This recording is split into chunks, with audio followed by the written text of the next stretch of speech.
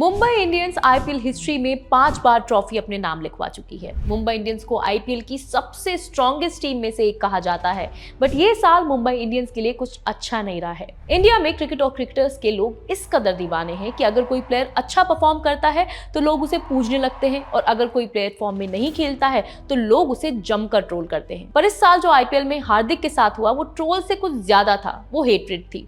और अब T20 world cup के प्लेयर्स की लिस्ट आउट हुई है जिसमें हार्दिक का नाम है, और हो भी क्यों ना, because Hardik is an allrounder और रिक्रूटर्स अच्छे से जानते हैं that he is an important player for the team.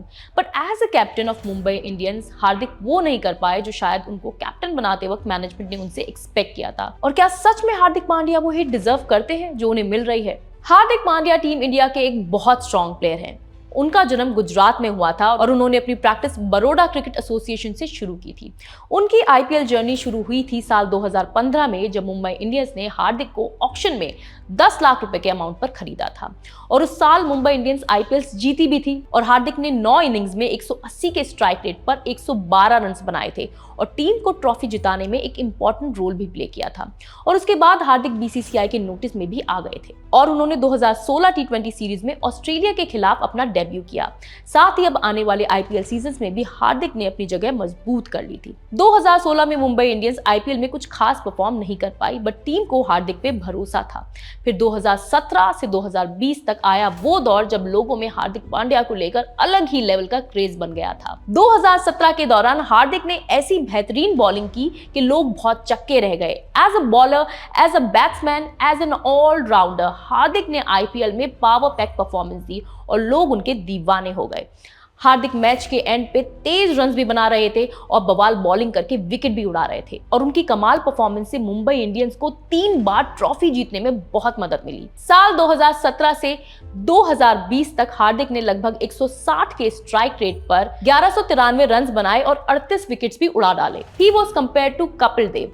अब उनकी फैन फॉलोइंग इस पॉइंट तक करोड़्स में थी, बट 2018 में हुई कुछ इंजरीज की वजह से उनकी परफॉर्मेंस पे काफी फर्क पड़ा, और इस बीच उन्होंने कॉफी विद करण शो में कुछ कंट्रोवर्शियल स्टेटमेंट भी दे दी थी।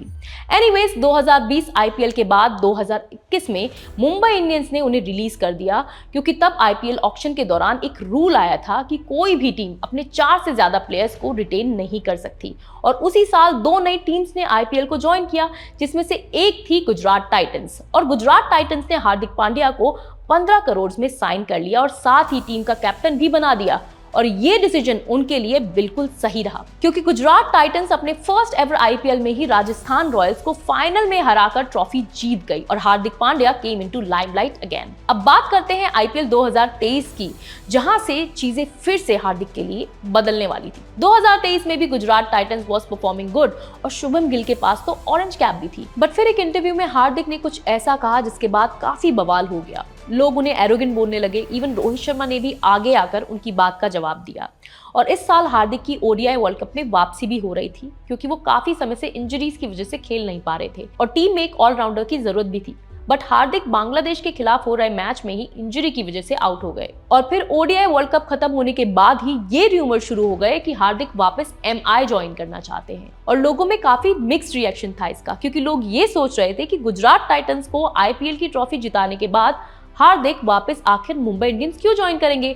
बट साथ में एक और रूमर था जिससे लोग काफी नाराज थे, वो था कि हार्दिक एमआई तभी ज्वाइन करेंगे तब उन्हें एमआई की कैप्टेंसी ऑफर की जाएगी। और उसके बाद हंगामा तब हुआ तब एमआई ने रोहित शर्मा को कैप्टेंसी से हटा दिया और हार्दिक पांड्या को वापस ले आए, but as a new captain of MI. अब मुंबई इंडियंस ने जिस कैप्टन की लीडरशिप के अंदर 5 बार आईपीएल की ट्रॉफी जीती थी, उस कैप्टन को हटा देना लोगों को बहुत बुरा लगा और लोगों ने जमकर हार्दिक को ट्रोल किया। फर्स्ट मैच से ही हार्दिक के लिए जमकर बूइंग हुई, लोगों ने उन्हें गालियां तक दी और कहा कि ये बहुत गलत डिसीजन था।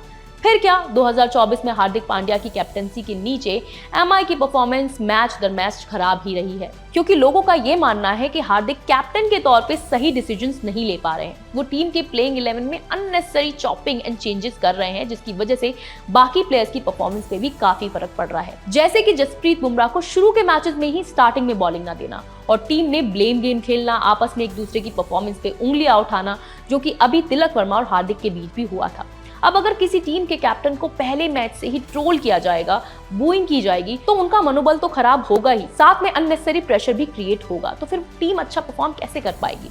अब ये तो थी मेरी कैलकुलेशन। आपका क्या मानना है कि मुंबई इंडियंस की आईपीएल 2024 में खराब परफॉर्मेंस के पीछे क्या कारण है?